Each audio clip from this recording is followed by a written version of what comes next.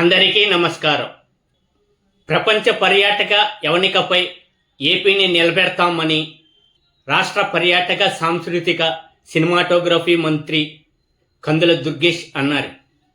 November 4 నుంచి 6 వరకు లండన్లో జరిగే రాష్ట్రాన్ని ప్రపంచ పర్యాటక గమ్య తీర్చిదిద్దే లక్ష్యంతో లండన్లో పర్యటన ఉంటుందని మంత్రి దుర్గేష్ తెలిపారు.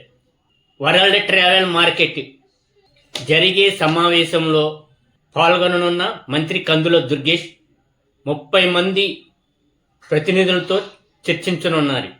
రాష్ట్రంలోని సహజ సిద్ధమైనటువంటి ప్రదేశాలు, ప్రాంతాలు, చరిత్ర, వారసత్వ సంపదను ప్రపంచ దేశాలకు తెలిపేలా ఈ పర్యటన ఉంటుందని మంత్రి దుర్గేష్ అన్నారు.